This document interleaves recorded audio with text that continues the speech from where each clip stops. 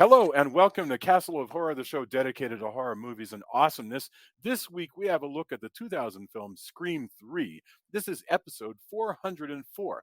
Bear in mind, if you haven't seen today's movie, we're going to be talking about it from the perspective of horror fans who have seen it. So, warning, spoilers ahead. From Denver, Colorado, I'm your host, Jason Henderson, publisher at Castlebridge Media, home of the Castle of Horror anthology. We're working on the new one. It's going to be very exciting. You'll hear about it soon. With me from Austin is Tony Sabaggio, lead singer and bassist of the band Deserts of Mars, and lead guitarist of the band Rise from Fire. Say hello, Tony. Howdy. Howdy. Also in Austin, Mr. Drew Edwards is the writer-creator of the long-running underground comic Halloween Man, which you can find at Global Comics. He is a Best Writer Ringo nominee, Austin Chronicle Best of Austin Award winner, and a member of the PEN America Fellowship. Say hello, Drew. Not only did they kill my film, they killed my cast. Excellent. And finally, also in Denver, color commentary from Julia Guzman of Guzman Immigration of Denver. Say hello. Hello, everyone. Hello. All right, this is exciting. Exciting for me because I've never watched my way through these films, and I think Tony hasn't either. So we are new and fresh to these films. All right. Scream 3 is a 2000 American slasher film directed by the wonderful one and only Wes Craven, written by Aaron Kruger of Arlington Road. It's the third installment in the Scream series. The film's story takes place 3 years after the previous film's events, and actually it's 3 years after the previous film. It follows Sidney Prescott, Nev Campbell, who's gone into exile following the events of the previous two films, but is drawn to Hollywood after a new Ghostface begins killing the cast of the film within a film. In this case, that film within a film is Stab 3. So we're going to get our opening thoughts, and then we'll go into discussing it. So let's go Julia, Tony, Drew, and then I'll go. Julia, are you having fun? And this is Scream 3. What are your opening thoughts? It's funny. Before we started recording, I heard some comments that made me think that I enjoyed this movie more than maybe some of my podcast mates did. But I thought it was fun. I mean, I just get a kick out of the whole Scream. What's the word I'm looking for? The Meta, whole perhaps? how meta it is. Well, the fact that the whole Scream gimmick. That's the word I'm looking for. The fact that it gets more and more meta with each film. I love the idea that this film is showing us the making of a film in addition to doing so the first one is about movies and the rules of movies, horror movies, slasher movies. The second one is okay, so now there's a movie has been made about this story and people are getting killed at the movie theater and all that. Now we're making the third one. We're at the back lot. We're in on the sets. We're pulling out past the sets so that you're actually seeing like what it all looks like, the frame. I got such a kick out of it. And I just went to a backlot tour in California a couple like last month or month before, of the Warner Brothers lot. And so I was already kind of in this mindset anyway. So I really enjoyed that whole aspect of it. I think it's a fun, silly slasher movie, but I didn't dislike it at all. So I'm amused that apparently I'm in the minority on that. But I got a kick out of it. Thank you very much. That was really great. All right. So Tony, what are your thoughts? I also know this is your first time watching your way through this series. Yeah. It's this one. Maybe this one had some things that annoyed me. I don't think it's bad. But it wasn't as memorable. Although there are a couple really cool things it does. One thing that I thought that's fascinating, though, that we can talk about this could be just my opinion, but there is the same meta aspect, but it's interesting that to me they decided the first one starts with a meta take on horror as a genre, and the second one is horror as a sequel. And this one they've kind of turned it around in a way to where this one is meta about itself in many ways. Oh well, it's what's Ghostface gonna do? How's it gonna operate? Also in relation to there's a whole thing about it being the third in a trilogy, but to me, they had kind of turned it around into it's a comment almost on the Scream at this point, the third, Scream as a franchise, because now we're in a trilogy. And I thought that was kind of interesting and a bizarre way to do things, but I don't know what else you would do. We're still in a very time capsule of the '90s, and hair has gotten even more Yeah. into that. But it's a decent slasher movie. There's some fun bits, and there's a couple of really nice bits that stand out to me. Wonderful. Thank you very much.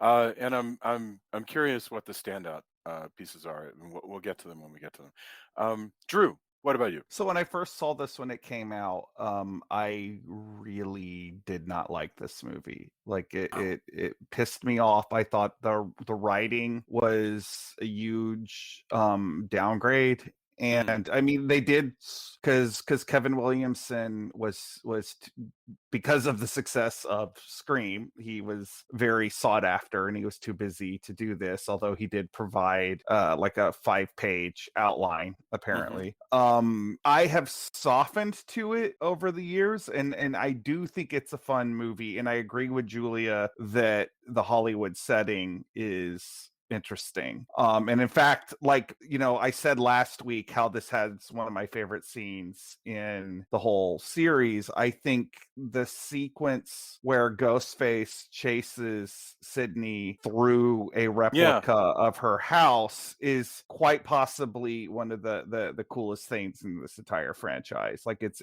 just a beautiful. So Well, there's a lot of good stuff in there. I but because this was originally planned as a trilogy, and there's a lot of lip service Yeah. about what are the rules of trilogies. When I talk about like how there's a downgrade in writing, like the first film has a lot to say about slasher movies. The Yeah. second film has a lot to say about sequels. This doesn't really have a real thesis about trilogies, other than just again lip service kind of being thrown out. Like there's not really anything of substance said about what a trilogy is, and I think that is kind of a shame, especially when you come off of Scream 2, which I feel like is kind of a creative Mm. high point. That being said, I don't hate it. Like I said, I hated it initially, but I have rewatched it many times. I think there's some great stuff in there. I think the cast is of course really fun. I don't think it's terrible anymore. Like so this is a case of initially disliking it, but because it's a part of a franchise that I enjoy, I found myself rewatching it and going, oh, I think this is actually much better than I initially thought. So, that's still my opinion, and I guess that's getting kind of long-winded, but don't love it, don't hate it, do think it's the weakest, and I am glad that they did come around to bringing Williamson back and doing Scream 4, which I feel like in many ways is the real Scream 3. Okay, well that's cool, and I can't wait to see what that's like. But if, from my perspective, one thing I really liked here was that it's possible that they make more salient points in Scream 4 than they do in Scream 3. I don't know because I haven't seen it yet, and I'm delighted to be able to go through this in chronological order. Not having seen that yet, but I mean, I wasn't crazy in the first Scream about how they talked about horror movies because I don't know. I felt like I could keep up with the film, and I didn't feel like I was in good hands, which is crazy because it was Wes Craven. But whatever. But in this case, the talk about the trilogy felt very fresh to me. Like there are rules of a trilogy. Here's what they are. That felt cool and different. I'd never heard And anybody utterly talk about. made up, Sure. because no horror movie series, I don't know. I'm sorry, I'm No, your interrupting. comment actually is a and we can just take this into the conversation.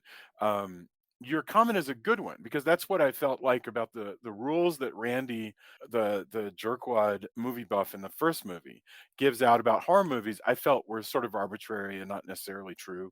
They felt more like the rules that we made up by somebody who is only kind of aware of horror movies. It's possible that because I haven't really given the nature of trilogies much thought, these could be just as arbitrary, but I don't notice it as much. I don't know.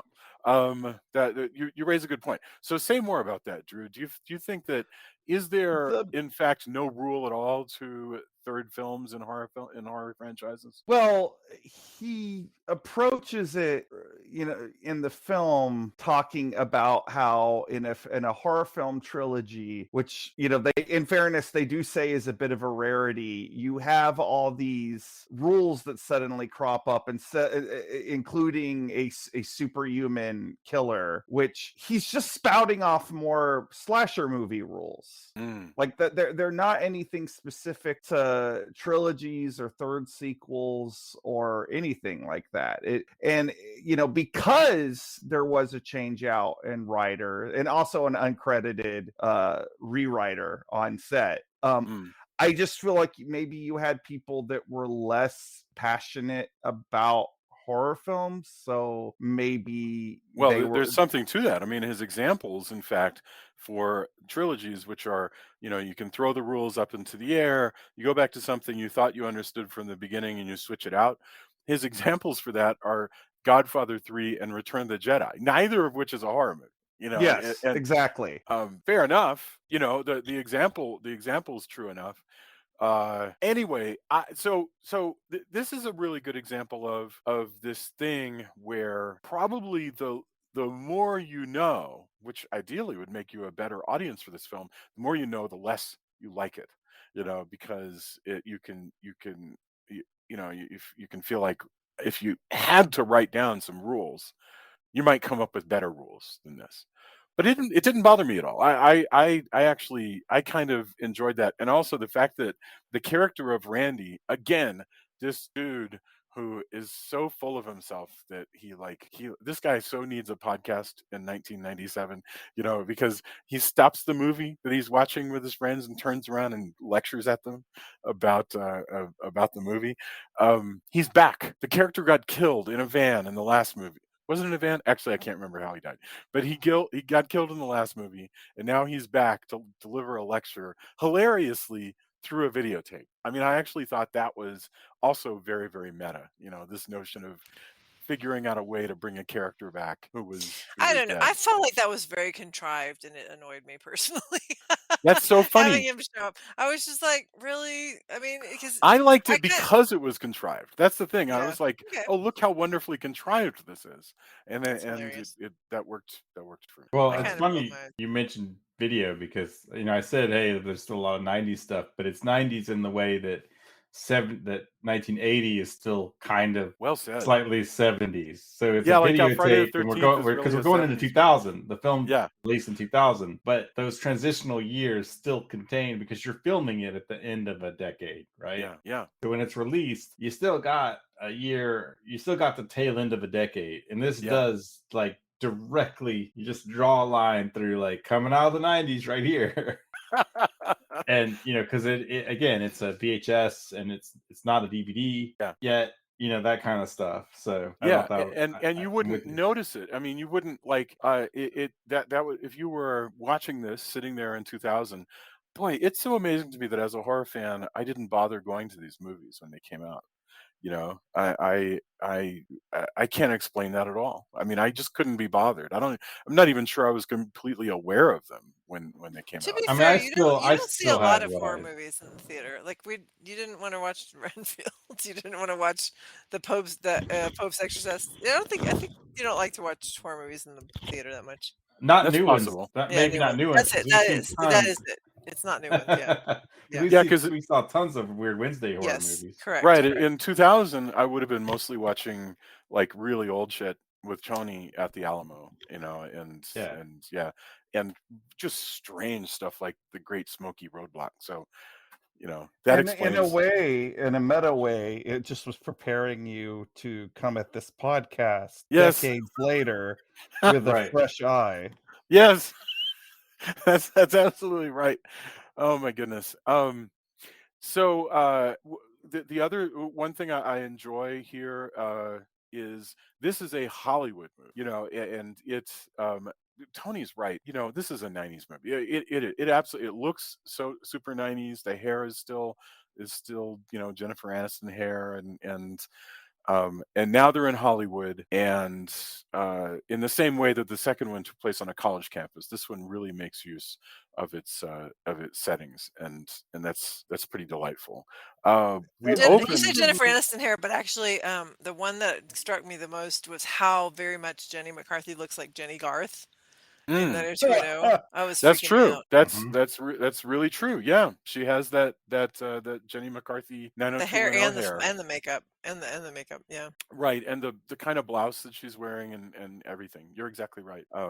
That's super funny. I don't know if there's any connection production wise with Scream 3 and 90210. You know, there's a lot of Well, playful mentioning of them. Go ahead. I mean, you talked about why you couldn't figure out why you weren't bothered, and I still stick to what whether it was the right choice or not. I still, if you look at the posters and you look at everything, I still stuck it as, yeah, this doesn't talk to me. Like, what they're Right? homaging is not, like, I don't like what they're doing with the rules, and it's weird because it's Craven, so I don't. Yeah. Why I didn't trust Wes Craven is beyond me. So that I'll go back to that. But choosing stars from CW type Yeah. shows or all of that, I just saw as like, yeah, this is not my horror choice. That's a really good point. And, Yeah. and that's my Although, own thing. Like, I can't justify that other than that's how I thought. But it didn't mean that I didn't realize how important it must be that it's getting people back into the theaters to watch a horror movie, right? Mm. I feel like this cast is, with the exception of the returning actors, this cast is actually the least like that, because like Jenny McCarthy I think of as an MTV star, and then you have Sure. Parker Posey, who is, indie movie Sort of queen of the darling. indies. Yeah, and she's slumming it in this. And and then you have Putty from Seinfeld. Yes. Right. No, I got you. And I didn't, but of course, like I said, it was wrapped up in my head. It was wrapped up in all the same thing based off posters, etc. Tony, I'm totally with you. I get the perception. I didn't fight the perception at all, and just was like, okay, you know what? If you're enjoying yourself, cool. But I don't think that's the movies I'm gonna spend my theater money on. There's other movies I'm gonna spend my popcorn, go to the draft house money on. At this point, Patrick Dempsey is a celebrity, but it's pre-Grey's Anatomy, so he's not McDreamy yet. So, but he got hired like the day before they start shooting. I like having McDreamy as the red herring bad guy, where you're just like, he has to have done it. He's got crazy eyes. Yes. Yeah. No, That's you're good. absolutely right. I wanted to mention, by the way, about the poster. It is funny that these movies set up a vocabulary of posters where you've got, your main cast member, like the bad guy is not shown on the poster. If you think about like a typical Halloween poster of the '80s, in that cycle 4, 5, and 6, and on, Michael, his face leads the poster. I think that's probably true a lot for Jason's hockey mask. And it's weird that Ghostface does not dominate these posters. Instead, this is what you're saying, Tony. The thing that's supposed to drag you to the theater is that you want to see your pretty people from wherever they're from, with Nev Campbell, of course, in the lead. And I feel like, we watched the '90s, The Fog and everything, and I feel like those movies were trying super hard to replicate what these movies were doing. It's It- funny I you agree. mentioned about the way Ghostface is used yeah, and the advertisement, and I think that with the two contemporary ones in the last few years, that has definitely changed. Like that so? now Ghostface is like front and center, because I think they know that's their icon. But like, yeah, these are like trying to sell you on, look at all the beautiful people that you can come watch get murdered. Absolutely. Yeah. Yeah. Because I Know What You Did Last Summer sort of had exactly the same feel. And I think that by 2000 it's kind of running out, because as far as I can tell, Scream 4 comes around 10 years later. So, so this really is the end of this series for now, and because I think they've just kind of run out of steam as far as. Well, this as was far as originally supposed to be like when Kevin Williamson wrote the script for the first Scream, Hmm. he had done an outline for a trilogy. Like this was always planned to be, in the quote unquote Star Wars of slasher movies. And I think it's only in part because you had a fan base that was slightly disappointed by this one Hmm. that they decided to go back to the well eventually. And we Sure. got more, obviously also money, but I would probably say that money and reboots, even though it's 2011, so it's before that concept that reboots are like the way things are being, I think that probably it's a leader in legacy sequels. It's a leader in reboot fever. I'm shocked. I mean, I didn't notice it, but I'm shocked that they had a sequel 10 years later. That's pretty amazing. Um, Well, it's funny you talk about reboots and everything because the fourth one is by and large poking fun at remakes. no So kidding. I yeah, can't wait. That yeah. sounds really, really cool. Okay, so here's something I wanted to talk about in this film. We open up with the brutal killing of Cotton Weary and his girlfriend. Cotton Weary, played by Liev Schreiber, who's the guy who's now become famous, but sat in prison for a while for the murder of Nev Campbell's dad in Mom. Mom. I'm so sorry. Yes. Anyway, so we open with his murder, and that leads me to ask two things. One, we demonstrate that Ghostface is now using a pretty slick voice modulator that can copy people's voices, like Wonder Woman used to be able to. And also, it leads me to wonder. This seems pretty violent, and there's blood and stuff like that, or at least I feel like I saw blood. But I keep reading that this is a less violent Scream 3. Is that true? Well, Or is that just hype? compare it to Drew Barrymore being hung up by her entrails in Mm, the first one, or the cop with his head smashed through the window and his body's still twitching. There's nothing like that I in guess you're right. this.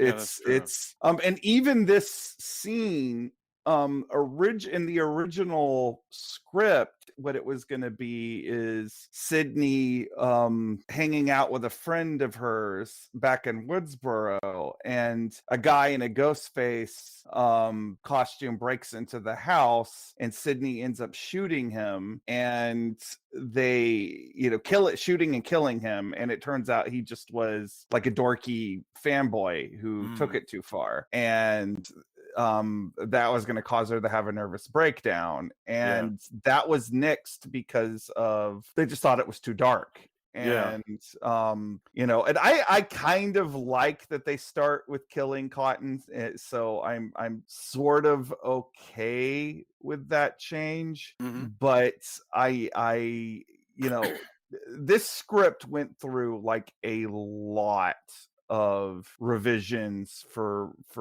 various different reasons, some of them being the Columbine shootings, and the others being scheduling and So all let's talk kinds of about some of things. those. Columbine is given uh, as a reason why the film is supposed to be less brutal, less It's violent. also why it was supposed to be why it ended up in Hollywood, which I think actually is a good change, because I Yeah, think that's shocking to me.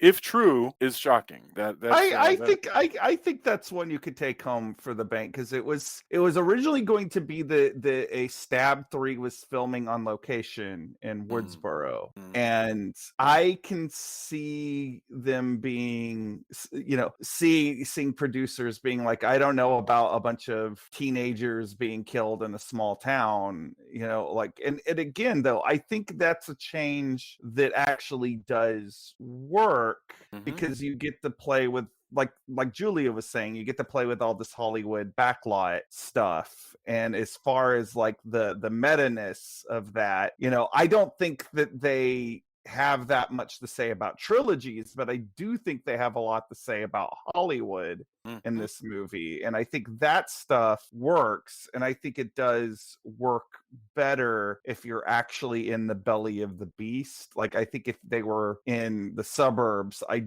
don't know if that would have played quite as well. I mean, I I totally believe it.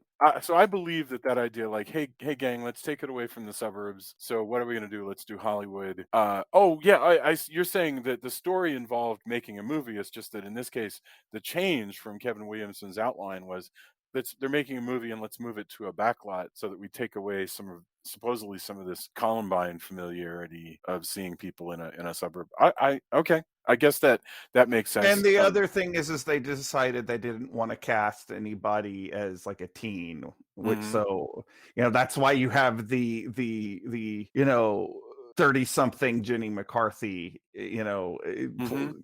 like that sort of thing. But like whatever, it's still that stuff doesn't so much bother me. Is it Mhm. like asking Wes Craven to like tone down the violence and stuff like that. That stuff bothers me more, I Mhm. think, than you know, changing the location, because I sometimes changes and sometimes revisions can be good. Yeah. I think there is some stuff also. Originally there was going to be two killers as per the other Yeah, movies. it's a shock.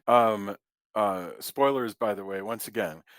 It is a shock that there's not two killers here, and they don't even seem to have thought about it. Like, because Well, the no, they characters don't. did. They Yeah, they were gonna have two killers, and that actually was revised rather late into filming. Huh. well, I don't know about that part because I haven't read up on, unfortunately, on the making of this yet. But I will say that the whole time it felt like there were two killers because there was often too much going on for there to have been one killer. Like it really feels like there's somebody running around outside the locked, the secret screening room in that last house, Yeah. and the killer inside. So it felt to me like there couldn't have just been one. And I was kind of irritated that there was So just one. the actress that was playing Sydney in Stab Yeah, 3, Emily. Yeah, Emily Mortimer. yeah, That's why I always thought it was her. I always she was assumed it going to was be the her. second. She was going to Right. be the Ah. second I killer. assumed the whole time that it was her, and in fact, when she gets quote unquote killed and she gets dragged off, I'm like, see, that makes me think that she's the killer because another a killer because they never get dragged off. Like it's like so why Yeah. is she not there for anybody to find? And awfully convenient that how she got. So I was 100% convinced that it was her and either Patrick Dempsey or at first I thought it was Scott Foley, 100% the director. I was like sure it was him. But then when Courtney Cox checks his pulse and Parker Posey, sorry. Parker Posey checks his pulse and he seems to be dead. I'm like, oh, I guess it's not him. So I'm kind of annoyed also that it ends up being him because I'm like, well, then how did his pulse get? Then it made me think Parker Posey was. I don't know. It's a There lot was of a fun trying to figure out who is the killer. Actually, I really enjoyed there that. was allegedly some lines that they had written to explain how he faked not having a pulse, but apparently none of them sounded believable, so they Believable. cut So they them. just left it so it was They just completely left it. unbelievable. But yeah, That so is yeah, she was hilarious. going to be the second killer, and it was the initial draft of the script was written that way, and then midway into filming, Harvey Weinstein, that Mm. champ, was concerned that people would guess the ending, and so he had them rewrite it to where there is just one killer, which in fairness is A surprise. unpredictable. That's It true. is a surprise. Unfortunately, it is a bit attached to a bunch of very sort of soap opera-y convoluted exposition, but we'll get into that later into the discussion. But you're not wrong in seeming like this movie only works with two killers because it was structured for there to be Wow, two that is killers. amazing. That's really really amazing. I enjoy the fact that the movie, the center of the film is the investigation into the fact that it looks like Maureen Prescott, who was Sydney's mom, is important to this killer. That's an interesting thing. Like that because it That it's brings. mom. Yeah, yeah. I mean, but you don't know why. You know it's going to be Yeah, something yeah. interesting from, but you don't know what it is. That they come in with this plot point where they're like, Maureen was missing for 2 years. Fascinating, great, love it. I mean, I really enjoyed that. I want to talk for a moment about Sydney. So Nev Campbell comes back once again, and she's living basically the life that Jamie Lee Curtis is living in Halloween 2000, whatever it was. 2000, was that 2015? What year was the reboot Halloween? Anyway, doesn't matter. The new cycle, where she's kind of, she's living, she's hidden, she's a survivalist. Although she's a lot more well adjusted than Jamie Lee Curtis because she's doing victim services by phone and stuff. But I'm just saying, I love this character. I really understand now why people associate Nev Campbell so much with this series, because she's fun to spend time with. You know, considering also that she's not really in this one as much as you think she is, I think that Mm, that goes a lot of way to saying how much presence this character has, yeah, because I had never noticed it until this last one, but they only had her for 3 weeks Yeah, while shooting this because of Party of Five. no and kidding. also she was also making a movie at the same time, so she's Yeah, doing Party of Five and 2 movies. but it doesn't, one, because of clever editing, but two, like it's just the way this character kind of dominates the movie, even though she's not in. This is really more the Gail Weathers show, if you Yeah. you actually look at like who has the most screen time. But Wow, that's really true. Yeah, it hadn't even occurred to me because Nev Campbell is so she has such a Iconic. magnetism. What's that, Mhm. Julia? Iconic. Yeah, I Yeah. mean, and maybe not in any other series, because I'm not aware of anything where No, anything but else for where this, yeah. for this, somehow it's that perfect alchemical match between actor and role where they get merged and you just sort of sit up and go, wow, whenever this person's on the screen, I want to see what she's doing and hear what she has to say, even if they can only figure out how to get her into 20 minutes of it. That is so interesting. It hadn't even occurred to me. Wow, that's I great. love the idea that, first of all, I just want to throw in that the cameo of Carrie Fisher is hilarious. I enjoyed that. It was Well, silly that but was good. I Um, like that but a lot. but I want to say that it's interesting to me that all these replica sets of from Scream were our actual replicas, because they had destroyed, they had struck that set, so they had Uh, destroyed the sets before. But Wes Craven was like, "No, we got to do this, man." huh. So he like wasn't even in the script. He just constructed. I think that's really fun. I really enjoyed all of that, just the running around and looking at sets and pulling out and seeing, what it actually Well, all would look like. explain that. And Tony, you had something you wanted to say about that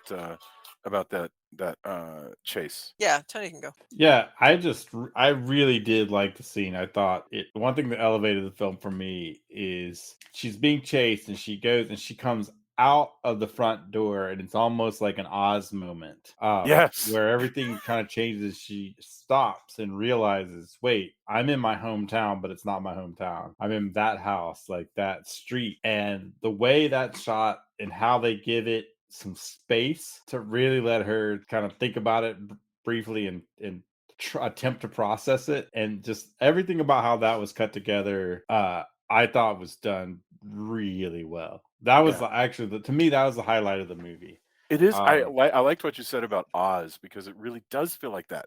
Like she steps into it and she's just suddenly like, "Holy shit, I'm in another world." Like that was amazing. That was Well, so weird. Or you know, like when the camera or whatever, or the lighting fixture falls out of the sky in the Truman Truman Show. Yes. Yeah. That Yeah. just sudden weird vertigo of being in Mhm. in a strange world. Yeah, go ahead, Drew. Yeah.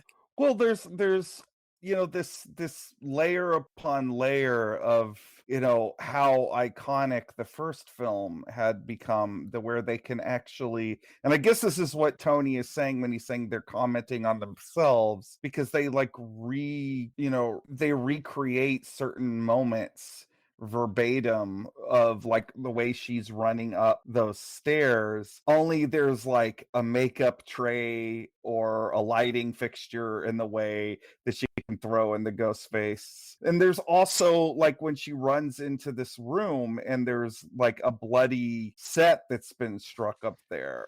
Oh, or my favorite is when Jenny McCarthy is trying to find a knife that she can actually use that won't bend. Oh god. Yeah. That Oh, was yeah. so funny. I that scene was hilarious.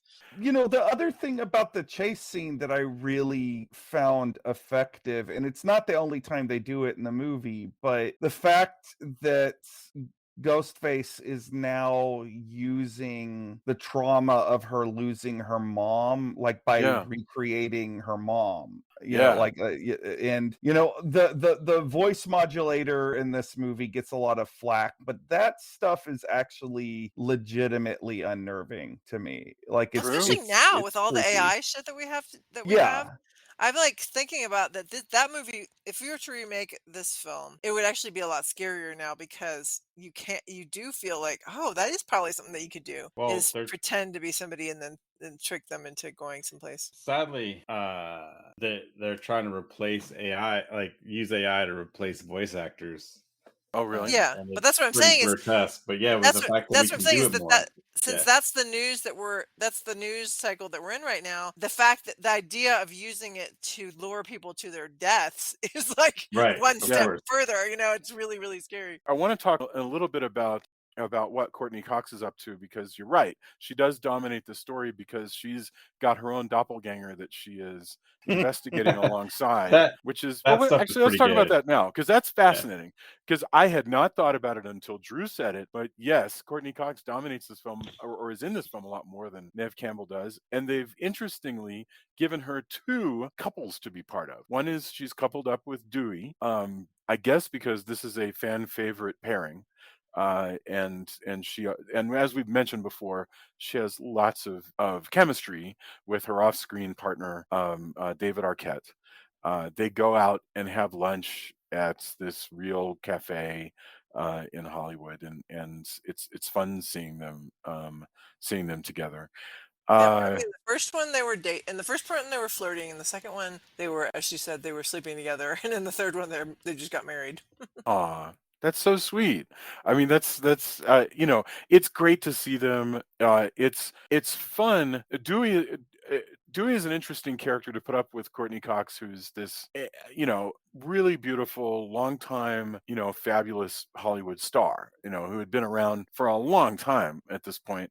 And David Arquette is kind of a goofball, and I want to say one thing about the 90s ish nature of this. That I noticed right at the beginning, she makes a crack about to I think it's to Parker Posey actually, saying something like, "Sorry, things didn't work out with Brad Pitt," and I was like, "Wait a minute!" So I looked it up, and I'm like, "Okay, so this is the year that Brad Pitt and Jennifer Aniston get married, so it's an okay joke because." It didn't work out with Parker Posey, and now he's marrying Jennifer Aniston. But I was like, give this a few more years, and that joke becomes really mean. right. It's Right. just like, I guess that's why I had to check it out. I'm like, that doesn't, obviously, because they throw stuff in about their personal, friends and Yes. Yeah, coworkers. there's a constant there are a number of references to Aniston because of her connection to Courtney Cox. And it's interesting to me that there aren't really Easter eggs being thrown out to like Hollywood stars. And like if you're looking for like Wes Craven to do a sly reference to House on the Left, you're gonna wait through the whole movie. That's not gonna happen here. And I kind of admire Wes Craven's control, how he's like, yeah, I'm gonna do Easter eggs, but only for the audience of this film, and I'm and the audience of this film is not necessarily Wes Craven fans. That's fascinating to me. Yeah, and Uh, that's kind of what I was talking about how it becomes kind of referential unto itself yes. in a lot of instances. The only thing that super bugged me that I think it's supposed to be kind of a meta joke, but the constant like everybody surprising each other, like just like that horse was beaten and then flayed Yeah, and then especially when they're reanimated doing it and as then a brought prank. back and flayed some more, and that just it's a constant just a weird goof. Like, I'm just gonna keep doing this no matter what. And Well, I and get and you wouldn't be like constantly scaring people who have been traumatized or who are like, that's just mean. Like, why would you jump out and, well, and it's scare not the jump outs, it's just they're running into it's a constant like people? somebody's backing into somebody else, Scooby-Doo Mm. style, or Mhm. it's just this constant everybody going like what felt like 5,000 times. That's really And that funny. was the one that just I don't know, maybe I was just more paying attention to that, but it was an like, okay, I guess that's sort of trying to be funny. And then by the end, it's just it felt painful to me. Like it That's just wasn't it's not a thing that's really funny to me. Maybe somebody else is like, dude, that's hilarious. Like why it's a gag. But to me, I just woof. I really, really disliked it a lot wow. because it just felt like it was ever present on so many scenes, and it just ceased to be the haha, it's a jump scare funny. Like after the first like 5 times, I'm out.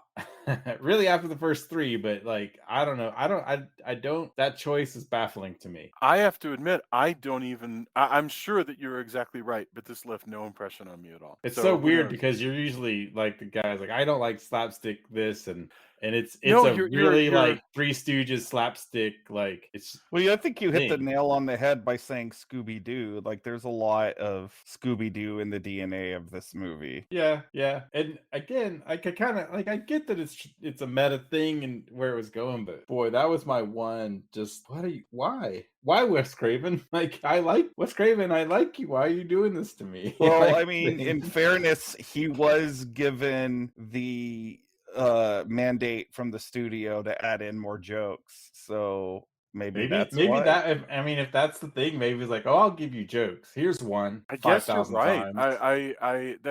That's so funny. But to me, the jokes that were the most obvious, I didn't. So I guess all I'm saying, and I'm kind of ashamed of it. I didn't respond to what you're talking about at all. I'm sure you're right, but I just didn't. It left no impression on me, none. I So maybe I just didn't pay enough attention. To me, the obvious stuff that I could have done without is, Carrie Fisher's sort of on the nose stuff. But I was The alright with the that. one I like Carrie Fisher's cameo. I don't like the Jay and Silent Bob one. Like, oh, I that's roll funny. my I That's eyes kind of was at alright that. with that I too. was fine with that. Mm. Yeah, yeah, yeah. So what Oh my you've god, I proven is roll that my eyes at that so hard. Like, I I feel mean, like they're what gonna what roll But out of my again, head. how really transitional 90s into the 2000s, like that is yeah, again a that's time true. capsule of oh That is let's do true. this. I mean that is right on the nose. That is very, very true. But now that you mention it, Drew, if that I would love to have seen some admission because oh yeah, well they told me to put in jokes, so I Yeah. gave them exactly what they wanted. I'm That sure if that that was admission is there true, if somewhere. that's the spin, then I'm actually kind of going. Oh, okay. So I'm gonna, in order to enjoy this movie more, I'm gonna put that in my head can, That's your head. and I Um, I just you don't because even that have would to be pretend hilarious, because actually. that's noted in the research that I did is that there was a direct studio note put in jokes. Like Oh lean man, lean I hope that hard that's it. lean hard on the humor. That's what's going to save us from people's complaints in the post-Columbine environment. Supposedly, that's they went so far as Wes Craven said that they went so far as to push him to be even like more like Ready for Family Hour, and he was like, no, no, no, no, no. Look, we It's a horror will. movie. It's a horror movie. It's a scream movie. People know what this is. What you're talking about is a whole other movie that I'll do because I'm a director, but Hmm. this is not that, and Hmm. and yeah.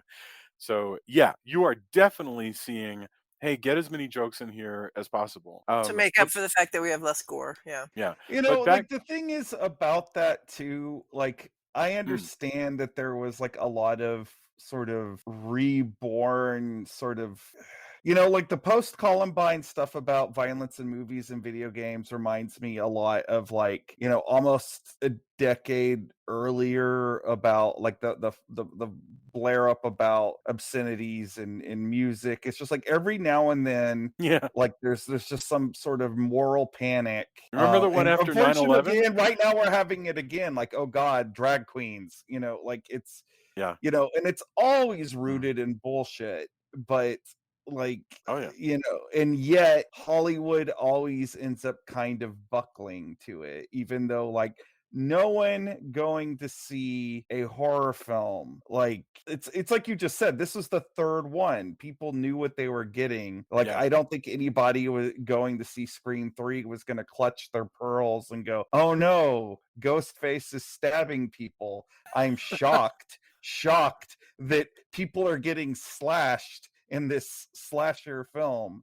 Like Oh, it's insane to me. it's really frustrating to think about because it's so mindless, and it's clearly an automaton just sort of gets wound up and set free And it's a to just, cycle. yeah. Well, It in this keeps case, it was a happening. cycle that would repeat really quickly because this movie comes out in early 2000, and 9/11 was going to happen in late 2001. So shortly thereafter, we'd have yet another just bizarre freak out that affected movies for a long time. I have to interject really quick that I just read this IMDb thing that I was like, oh my gosh. I didn't realize that the character that Parker Posey is playing is called Jennifer Jolie, and she's Huh. named after Jennifer Aniston and Angelina Jolie. And the whole comment about like things not working out for Brad Pitt, like this is prescient of the Angelina Jolie. This is That's really before wild. Angelina Jolie has a relationship with Brad Pitt. That's super weird. Anyway, The sorry. That is, Parker Posey stuff. I'm glad you brought up that character again. yeah, Because please. the Parker, like you talk about the humor in this movie, the Parker Posey stuff is the humor in this movie that works. Like the relationship, the sort of combative relationship between her and Gail Weathers is very funny to me, especially Yeah. since like Gail Weathers ain't having it. Like she's Yeah. constantly like undercutting this actress, and a lot of the times like she doesn't get it because she's kind of vapid. And Well, and I love that I she's like, oh, I've been learning from Dewey about you, about the what is it, the frightened little girl inside or lost something. And little she's like, girl lost inside. little girl, the lost what? The lost what? The lost what?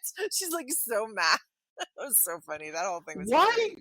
Why did God now, why was she never allowed to play Lois Lane? She would have been great. Parker Posey? No, Courtney Cox. Courtney Courtney Cox. Cox. Huh. I never thought about I don't that. know. That's It's a just really interesting question They were because just they went talking with about Lois Lane today because apparently now the actress from the Marvelous Rachel Mrs. Maisel, Brosnahan. Rachel Brosnahan, wants to play Lois Lane. she'd be pretty good. I think Yeah. that's solid. That's solid casting. Sure. It's interesting to think that what we got was Jennifer Goodwin, who's fine, but I agree with you that Courtney Cox would have been a pretty sassy Lois Lane. Yeah, she's Yeah. very, very The good. thing is, there's an edge to Courtney Cox Mhm. that there always has, and that's what's great about her.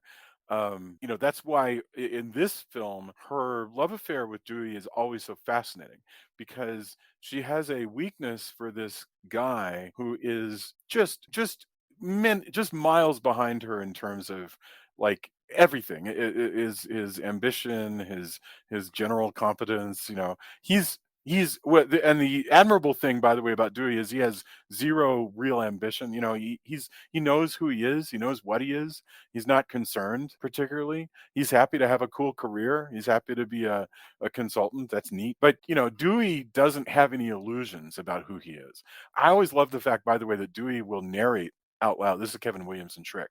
He will narrate out loud what his character is, which is something that is just fun, where he'll say, you're going to miss how he says something like in Scream 2 about how his insouciant nature will cause people to not notice his competence or what have you. He just says stuff like that, and it's all true. Anyway, what I yeah. love about Dewey, I think he's, when we think of characters that are courageous, I think we think of more like typical action movie hero Mhm. type roles. But Dewey to me is a good example of like more real world kind of bravery, because he's not Arnold Schwarzenegger, he's not Bruce Willis, he's just a small town cop. Yeah. But if he cares about you, he will, put himself readily in danger again and again Yeah. for you. And there's something very admirable about that. And I'm glad that character exists, because I feel like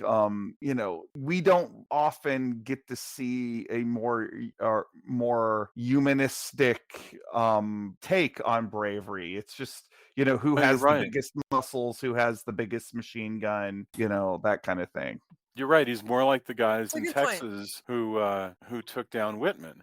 You know, the who was the UT Tower shooter back in Hmm. '66, and you know the people who climbed that tower were just regular. They were cops, but they were just regular cops. You know, they were just they were cops and just people who happened to be in the area who were competent and but none of them were that doesn't exist. The Schwarzenegger thing doesn't exist really, but the Dewey kind of guy does exist, and it's kind of neat to see them. Well, he would be great in a season of Fargo. Yes, Oh yeah. Like Dewey the Totally. character would be awesome in a season of Fargo. Hmm. what I don't. Oh, Go go ahead. ahead. No, please. No, I'm Yeah. gonna change. I'm gonna take us off. So if you Go want, ahead because I was going to ask questions about Fargo, and it's not relevant yeah. anyway. So So Lance Hendrickson, we haven't talked about Lance Hendrickson Yes. at all. okay. So what do you guys think about that character, and do you think, because I kind of felt like he was so underused, like there was not, I Mhm. of course often thought he was going to be the killer, and Jason's like, he's too old. And I'm like, well, the movie doesn't care if he's old or not. you know, Old people can be serial like slashers and whatever. But Yeah. what did you guys think about? I just felt like it was super underused. It was a really I interesting think character, especially given that Harvey Weinstein is a producer on Well, this film. Like, yeah, the exactly. Like, parallels. he is like kind of a Harvey Weinstein Mhm. surrogate, and I kind of. It's interesting, with everything we now know, to look at that character, and it's kind of hard not to see that as like an open criticism of. I mean, you can generically say like, "Oh, well, this is lots of producers in Hollywood," and I'm sure that's true, but like. Definitely the most famous one. Yeah, it just kind of makes me wonder if Craven was somehow. I mean, there's no way of knowing this, but like Oh, if that's this. a good point. I was actually thinking the opposite. I was thinking, I wonder if Harvey Weinstein had like a input into the script and was like, "Hey, he should do these things." But no, it makes more sense of what you're saying is Well, that I what mean, Craven had heard and was like, kind of like putting that it's in hard his to Well, he say. I had mean, kind of an adversarial relationship with Yeah. Weinstein on this movie, so. Huh. For good Very- reason. Like everybody's yeah. good at. Like he was before we even knew the depth. He was always a jerk. yeah, people Once knew. Tales came out, it's like he was not just. He was horrible in many ways. Yeah. And he was horrible for movies, as the director's vision was rarely his vision, and he would do a lot of terrible stuff in amongst all the other just triple terrible stuff. What I tend to think is going on here is probably that to the extent if the scenario is Weinstein is aware of all of this, and it's about how producers have events where actresses get sexually assaulted.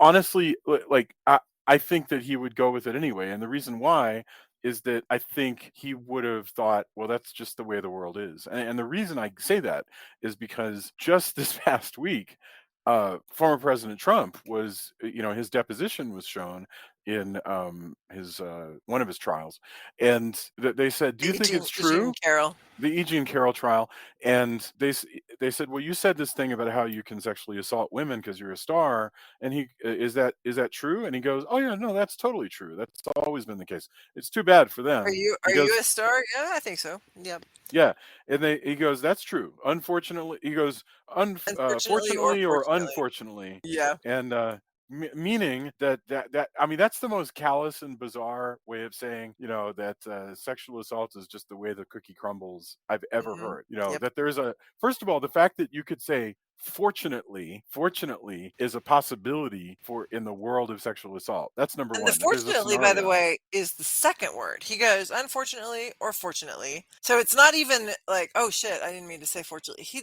Ugh, adds it. grotesque. I know. So Well, my that's point the- is that Weinstein would have been exactly the same. I don't think it would have occurred to him. He would Well, want that's to the keep his exact own secret. attitude of the Lance Henriksen character too. Like Yes. Yeah. he was like, well, this is just the way of the business, especially back in the 70s. Yeah. And Yeah, so the fact that it could be worse 20 years before 30 years before this is fascinating. And then I think it was beyond these guys imagining that it was even possible that you could have enough people 5 or 7 years ago from where we're standing right now going, you know what, actually, I think we can actually try to have a real conversation about this. Yeah, I don't think that was within. I don't think that was Harvey Weinstein's imagining. I don't think anybody thought that that would ever happen. Well, or maybe Weinstein thought by letting Wes Craven get away with very openly criticizing this sort of thing in his film, maybe he thought it might turn eyes away from him. I don't know, but I it's doubt it. I don't think I- that he prized this that highly. I don't probably think so. not, other than the fact that it was something that made him Right. money. Like, otherwise he would have, because Wes Craven wanted to wait to direct this, and Mm. he wanted to wait till Nev Campbell was freer, and that wait to have Kevin Williamson actually write the script, and Weinstein wanted to strike while the iron was hot Yeah. and get another Scream movie out. So Sure, like because it had that already been a couple of years, yeah. so yeah, it's a really good point. Yeah, so obviously one person was, valuing quality, and it wasn't Harvey Weinstein. But Yeah. I the other thing about the Lance Henriksen character, and before my brain gets too far away with it, his presence in the movie also allows for my favorite cameo in this movie, which is Roger Corman. Yeah. yeah, Like, yeah. that was just so cool to, and I get a smile on my face every time I see it, is when you're having all these producers standing around and one of them is Roger Corman, and that is just so damn great. And they're standing around on the replica of a porch set in the little town. The fake town, the backlot town. Actually, it's not a backlot town. It's a soundstage town of Sydney's street. um, and they're on this little. It's a beautiful shot. I mean, all of this is just really great. When we're in the fake world, which is, by the way, subtly fake. Like, I don't know how they do it all, but Joya was pointing out, like, for instance, the streets of the little town in fact, short. I mean, they're Narrow. they're Narrow. narrow. So the trees are closer together. The house, so to use this actual set they've built and make it look like a real house in a movie, maybe you could do movie magic, and you could do that, but they don't film it Absolutely. in a way No, that I'm it telling looks you, real. when we went to the Warner Brothers thing, it was remarkable to me because we were walking around on the set of one of your favorite shows, the what's it called, the mother and daughter show. Gilmore Girls. The Gilmore Girls, yeah. I was walking around the Gilmore Girls set, and they're like, "This house is both, the house of one character and the house of the other character." And it's like if you go from this side, it's this one character's house, and on the other side, Yeah, it's the other character's house. When you walk in, like this wall has this wallpaper, and the opposite wall has the other wallpaper. So they're just yeah. like constantly fooling you into thinking that you're in a different place. It's so bizarre. There's a wonderful moment, by the way, that really, really made me gasp, and it was really great, is when Sydney runs through a door and then Oh nearly Lord. Falls out. Yeah, right, because it's falls just a off the ba- thing. it's just a facade. And by the way, excellent stunt work. You see the stunt person fall and grab And on catch. and Yeah. swing, and they hide. There's no digital insert at this point. They hide her face so perfectly that the transition from Nev to the stunt person is just seamless. Mhm. And one, I was very aware of all the stunts being done in this movie, and just kind of enjoying all of it. Mhm. Okay, so the reason we get to Lance Henriksen is because they begin to be aware that what's happening is the killer is killing for various reasons, is killing people who are in the movie about about the original killings, the original Ghostface killings, and doing it in order that they are killed in the script, and there's a meta fun there because their script is being rewritten all the time, just like the script of the film is being rewritten all the time, which is crazy to think about. And then he's also leaving these photographs of Marion Prescott, and that's how we finally get to the story that Lance Henriksen told, that Marion Prescott had been in the end, traumatized by her time in Hollywood and had gone back, and the result of going back was this new family that she had that was Nev Campbell's family, her new dad and or her new husband, who was Nev Campbell's dad, and yada yada.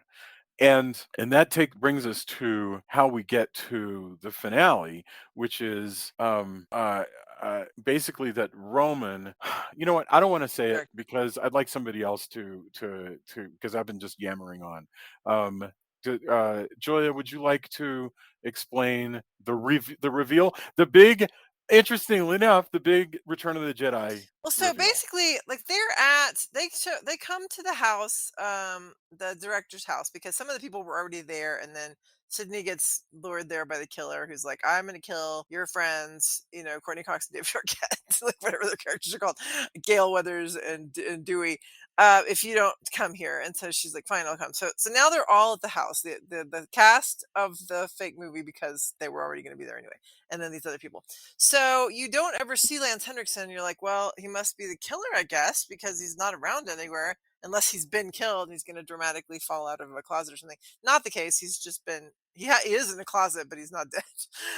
Anyway, so there's a secret screening room, and they've been talking about it. And so Sydney finds it because she's smart. I don't know why she's the only smart one who goes, "Oh, probably a secret handle that I can use to like open this wall." And so she actually pulls a lever, and for whatever reason, Gale Weathers and Dewey don't ever, like, even though it's exposed now because she had found it, they never find it. Whatever, that annoyed me. But anyway, so she gets in there and she's being she's having to fight again, once again, fighting Ghostface. But this time he reveals himself to be Scott Foley, who's supposed to be dead, the director. And he then has a whole big speech about how I was supposed to say Gail. What's her mother's name? Maureen. Maureen, yeah. How Maureen is also his mother because she was a slut and she didn't just have an affair with with Liev Schreiber, but also with like his father and blah blah blah. Like, and he's got like video. I mean, I'm like, I don't even know where this video came from. But so there's this whole big thing and how he's just got all kinds of, I Well, guess, and that he's been trauma pulling the strings from the get-go. Like from the he's the one beginning. that Yeah, set up Billy and yeah, Stu. yeah, yeah. Which is not realistic at all. The Because author of he's All Your too Pain, young. in the words of Blofeld in, I guess that was And he reveals Spectre. that he has the producer guy tied up in the closet, and I don't remember why. I've forgotten now why he did that, but some Well, Well, but dumb my because reason. my that's his father. yeah, my point is he's Sydney's brother. Oh, I forgot. He's No, I know he's Sydney's brother, that Maureen's his dad, but Maureen's his mom, but I forgot that the producer guy is his dad.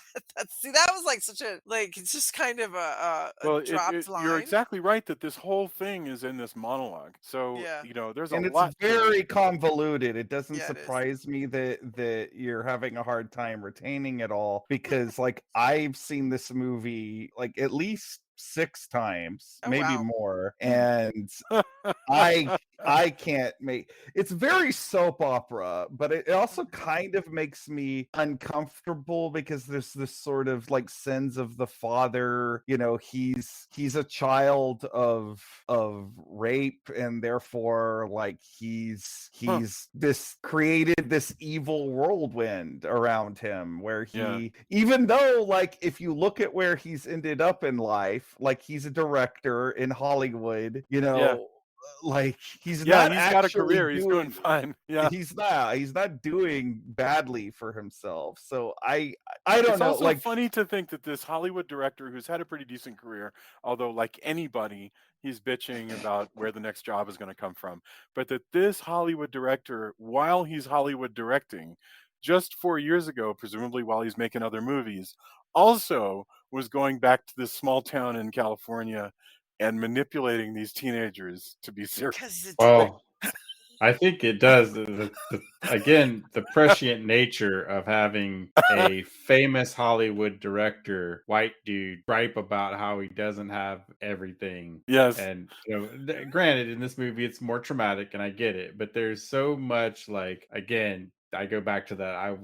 I didn't get a pony syndrome of how the world's so evil, and look, the world's just dripping with evil and drugs, and that's why the Joker has to be this way, and why this other like all this stuff where like everything's dark. I gotta have everything dark. You're like, man, you grew up in the suburbs. What are you like? Yeah, I'm with you. It's like Kid Rock's whole shtick. Like, man, your dad, you grew up in such a famous, like that happens all the time with these cats. And so again, this guy being the way he is kind of prescient of, it wasn't just like, hey, I went through adversity and rose above it. I could have ended up in bad, a illegitimate child in an orphanage or something, but instead I'm a famous Hollywood director. But that's not good enough. Can't get past that. Yeah. In the one of the most convoluted monologues of I set this up, and like that's the other thing is when you decide to go that way, it lay a couple of things down.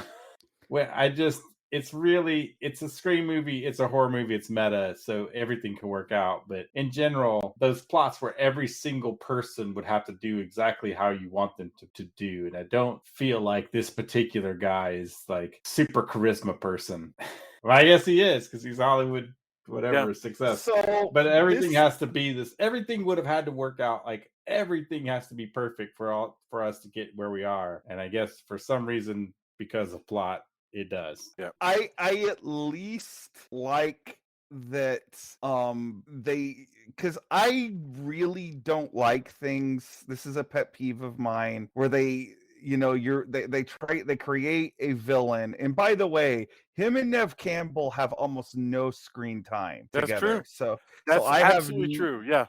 Almost zero emotional investment in anything that's going on. But I really loathe the idea that they're trying to say that like he's the one that set this whole franchise in moment.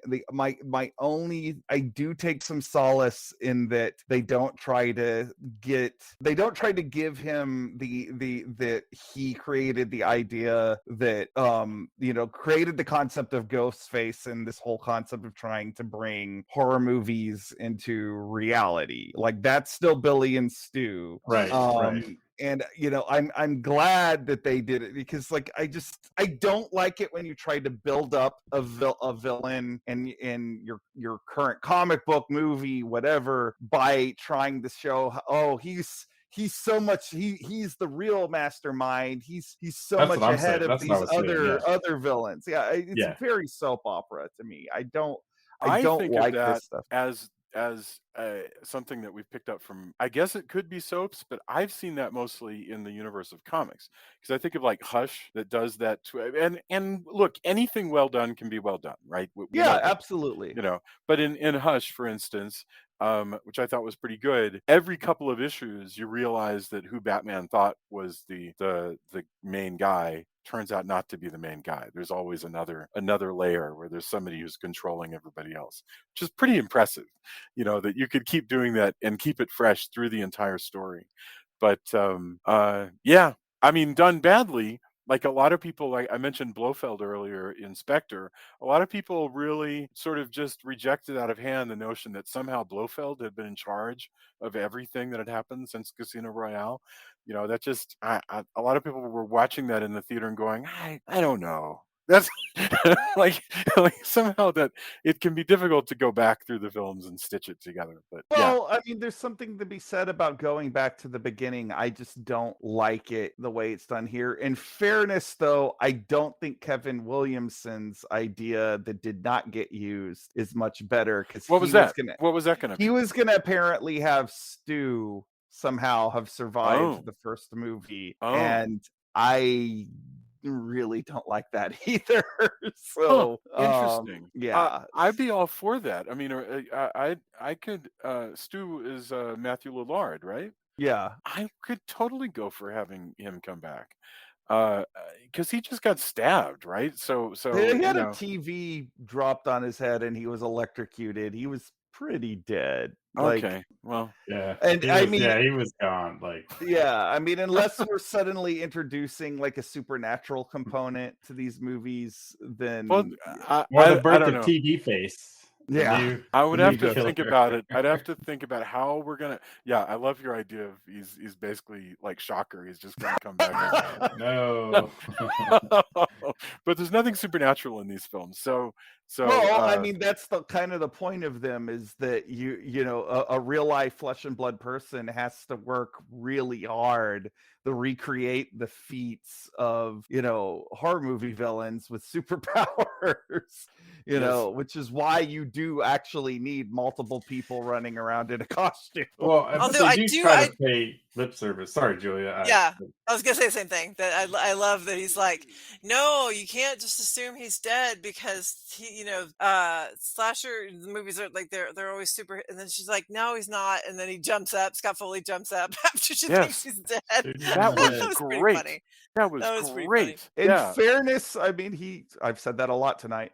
He was wearing a vest, like they implicitly stowed that. So No, Exactly. That's why she's like, head, Yeah. shoot the head, shoot the head. Yeah, but I thought it was funny that they do add lip service to the invincible, Jason-like nature of things. But you find out it's as simple as wear body armor. Yes. Mhm. Yeah. Sure. there's as we go on with these movies, I will probably repeat this when we do the most recent one. I kind of wish that they would take a moment to show that the mask is actually reinforced with something, because in some of these sequels, Ghostface gets bashed in the skull pretty hard and yet never seems to get a concussion. It must be. It must be a rather sophisticated mixture of armor and gel, probably, to be shock absorbing, so that it's. No, I think it's just plot. Like, It's. I think you're It's, overthinking that. it's because plot they also armor. don't Is that what show- you're saying? Plot armor. Yeah. I mean, I think Tony is right, but I would accept if, like, in one of the sequels, they actually like open up the mask and go, "Oh, they've reinforced this. It's not just like something they picked up at a Spirit Halloween store anymore." Like, Yeah. I can accept that Billy and Stu just picked up their costumes at Walmart or whatever, but like, Yeah. at this point, like, if you're getting hit in the head with like everything, like if you're going through the point where you're getting a bulletproof vest, tool Well- up the mask as well. The way you probably do it is somebody go, "No way, check this out," and they put it on and go, "Hit me in the head." Yes. Somebody hits them and they fall down. And they're like, "Oh crap, did I do that? Oh no, no, it's I fine." love It's this- a- I love this Yeah. stupidity of the one character hiding, which I can't remember if it was Jenny McCarthy or who, but hiding in the room in the closet full of Ghostface That's masks. Jimmy great. McCarthy. Oh, yeah. That was lovely. It's so That was funny. lovely. I also think it's I mentioned earlier the Halloween reboot, right? And that there are a lot of moments in those movies that are very similar to this, but just played just slightly less for laughs. Because there's something funny about Jenny McCarthy being chased through a closet full of ghost faces, Mhm. but there's a moment in that Halloween where Jamie Lee Curtis is in a room full of mannequins, I think, and it's the same effect, but it's just a lot more tense. Well, These I movies, mean, yeah. Ginny McCarthy is I would say, first of all, mostly a comedic actress, but also much more lightweight than Jamie Lee Curtis. Well, but the movies are lightweight. I mean, these movies are just basically, you realize watching this that you are safe. This is not The Hills Have Eyes. I mean, No. the good guys are gonna more or less get away. The bad guys are gonna die. Nobody's gonna be. It's not traumatic. It's just not gonna be traumatic, and Only Sydney will come away traumatized yet Right. again. right. Isn't that funny? And yeah. I love that character. I kind of wish that there was a series Well, the problem is you don't want to make her suffer with further adventures, but you would love a further adventures of Sydney Prescott. She'd be great. Are you sure Hmm. that's not just like Party of Five? I I mean, Well, yeah, are you like talking yeah, I mean, about what she's doing in between being chased by well, you'd need masked her to be psychopaths? the problem is that she's not Van Helsing, so she can't be looking for other psychopaths. She's already her character is doing exactly that. It's just not particularly cinematic, which is that she's working phone banks and helping people who are in crisis. right. So yeah, Yeah, which I Yeah, think that's is it's a great. I think drama that's really show neat. that she yeah, it'd be a already, drama show. Yeah, exactly. which she's So, already in. That's what I'm saying. Yeah, Like, speaking that's of that's but this, you're like, right. well, we don't want her to go through speaking of constant this as trauma. like an examination of her trauma, though, one of the sequences that I do really like in this movie, legitimately, especially if knowing that this was intended to be the last one, but that final moment of like her coming into her house and like her friends are there, the cop is there, and like, Yes. apparently they have like a relationship, and he says, "Oh, we're about to watch a movie," and she goes, "Oh, what kind?" He's like, "Oh, just come and see." And she walks a little bit further and the door is still cracked open, is like a sort of symbolic that she feels safe now. Which I'm like, And why? Like, well, obviously, it's a people. movie, it's visual. but Yeah, Like, but I I'm don't just know, I saying, like it. I didn't like it because I thought it was completely unrealistic given that she has psycho fans. I mean, just because she Yeah. doesn't feel like, the main ghost face people are still going to come doesn't mean. I Well, thought that was I mean, silly. I like it. I think it's a nice sentiment. I get, if this had ended up being the last one of these, I think it would have, and it was for a good time. I like that as like, here's a happy ending for this character. Yeah. But it didn't end up being the last movie, so it's a moot point. Well, but I just want to point out that what Sydney is suffering from is something like, it is some kind of, I am not a therapist, so but it looks like what you would call hypervigilance, which is that she's like Batman, and the problem is that in real life, being constantly at war and constantly keyed up and aware of dangers all around you makes you a very unhealthy person. So in theory, It's not paranoia if they really are out to get you. right, that's the problem, is that people really are trying to kill Sydney. But so at the end, though, the notion is, we've killed the bad guys. My home is hidden. Nobody knows where I live. I can afford to have the door open. I don't know if I buy that quite either, but that's the idea, is that she's not going to be making herself sick with hypervigilance anymore.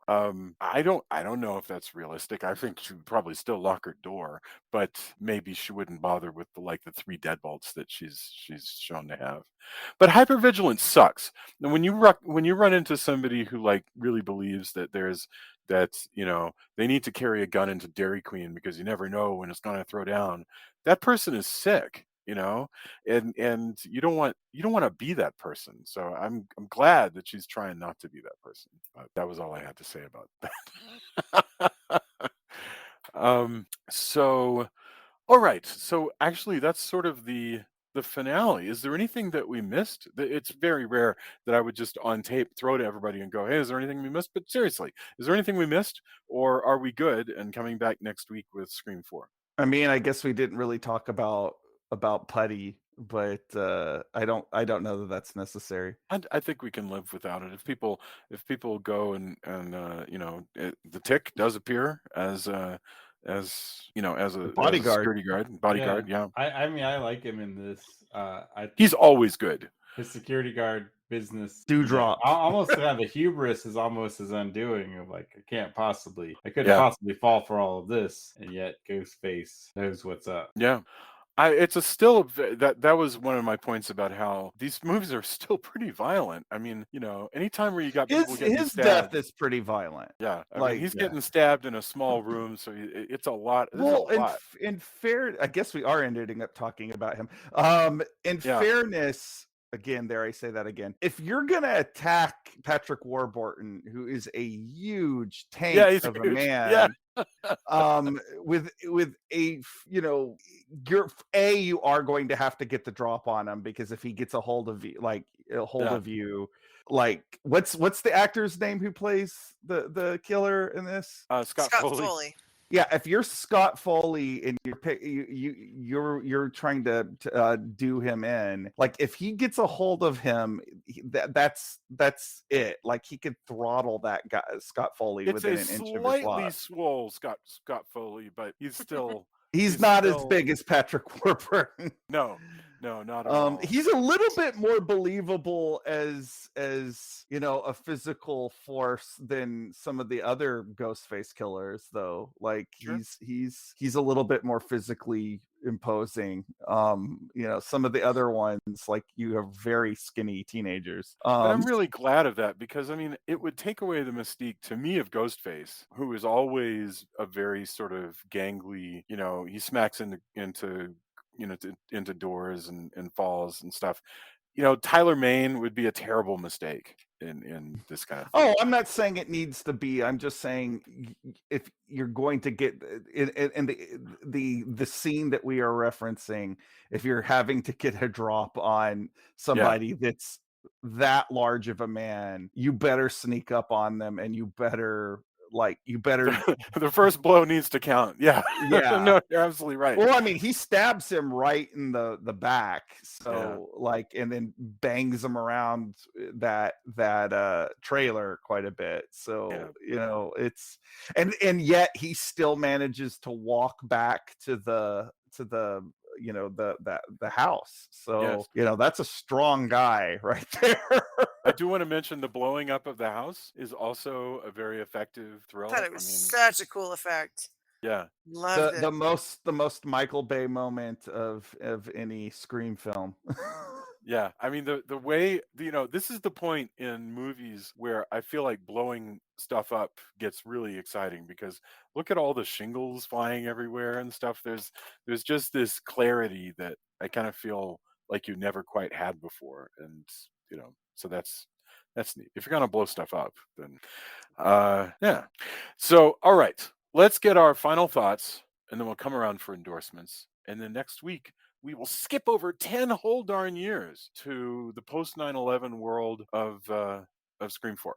So, all right, Julia, why don't you start us off with final thoughts? Scream 3, how do you feel? Yeah, so you know, talking about it, I did find that yes, there are a lot of things that do bug me about this movie, but it still doesn't lessen my enjoyment of it. I thought it was a lot of fun.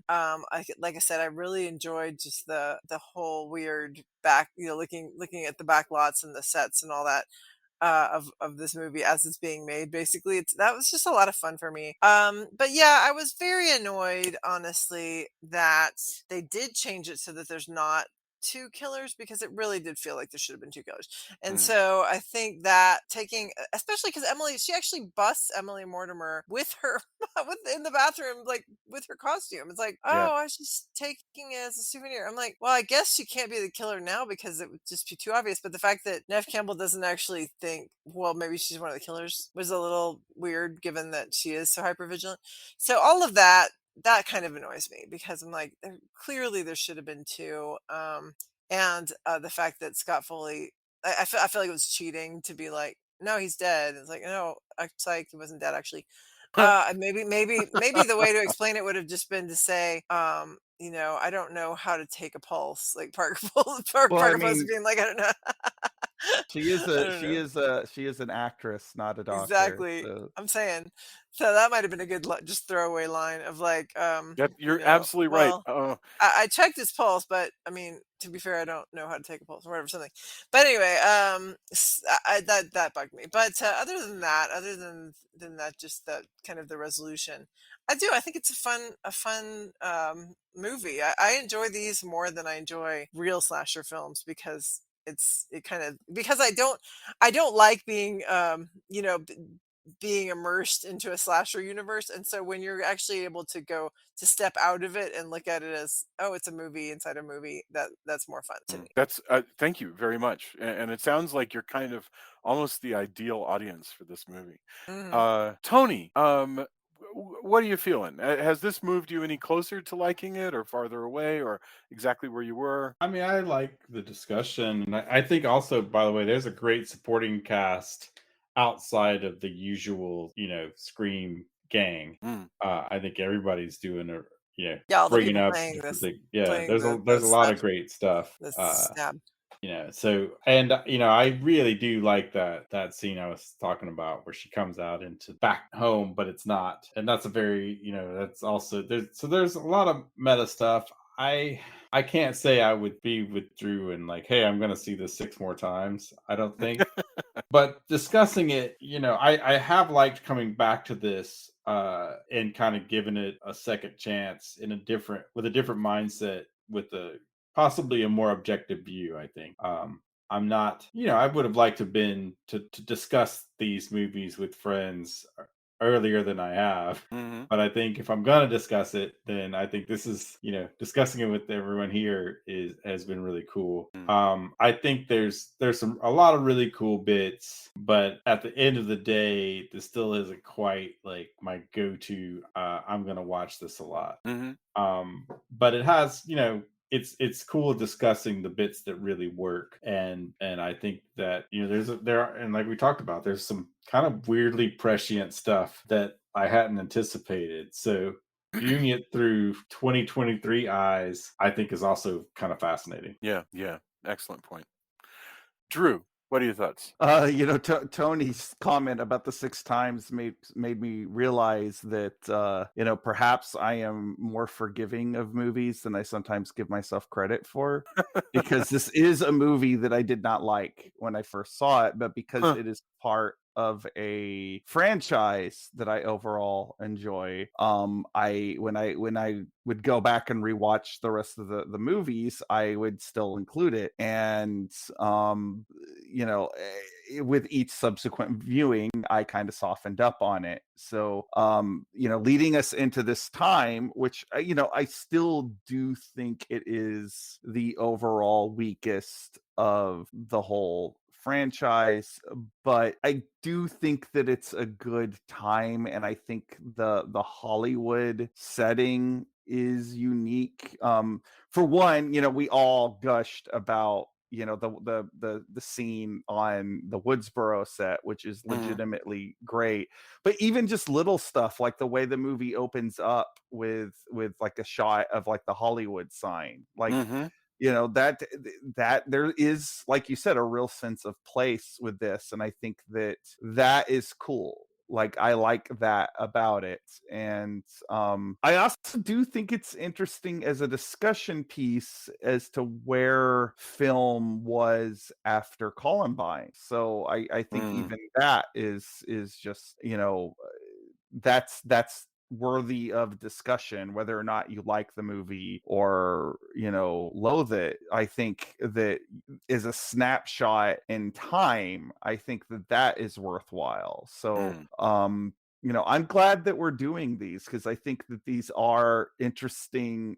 So many of the movies that we do are movies that either came out when we were children or even before we were born. And so this is all kind of stuff that we lived through. So it's kind of cool to look at these time capsules as we see how the horror genre is evolving into the 21st century. It's a really good point. Yeah, you're absolutely right. It is funny to think that these are films that for a lot of other podcasts that are where the hosts are maybe in their 20s, maybe this came out when they were kids.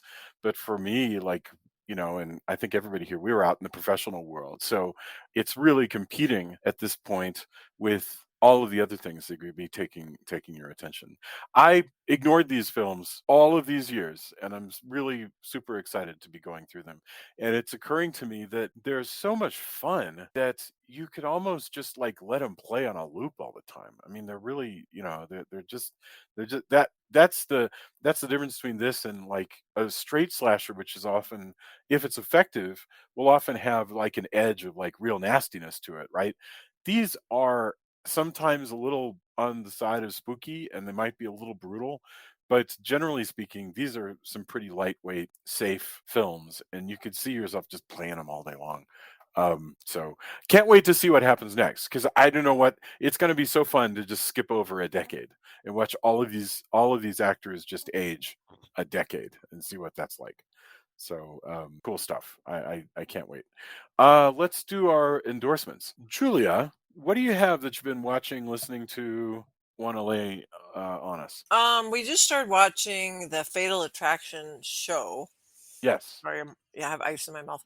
And that's been, we haven't watched all the episodes that have dropped, but it's been a lot of fun to just to watch the series on Paramount Plus. It's Joshua Jackson and Lily Kaplan, and they do a great job of, kind of like Jason put it, basically making an episode out of each major moment of the movie, Yeah. but changing it up, so that it's not, you're not spoiled for it if you've seen the movie. But yeah, it's really interesting so far. I don't know, so I think it's gonna be fun.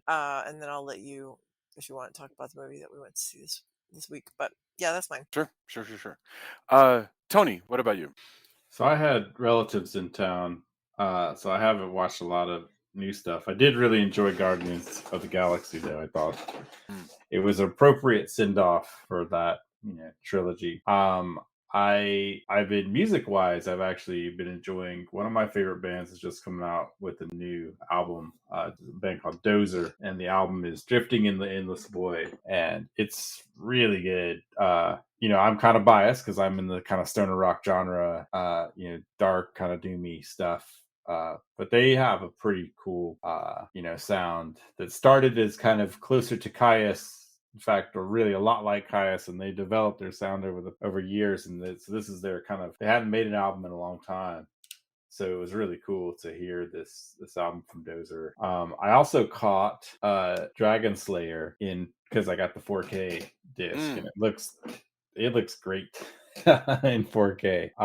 It didn't work as well for some of the people I was watching it with, which is kind of funny to me. But I had actually, back in the day, I think I had the comic book before I got to see it in the theater. Oh, really? I lucked out to see it in the theater, but I could grab the comic first because they would do those simultaneous releases to get you back in there.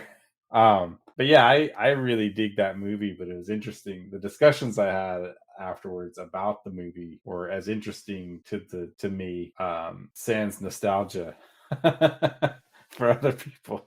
But yeah, the 4K disc is great. It's probably one I'm going to go, because I really dig the movie. It's one I really want to go back to and listen to the commentary, because there's a couple of commentary tracks on it that sound pretty good. But it does look really nice. Some of the best dragon effects of any time. Oh my god, yeah, fantastic dragon.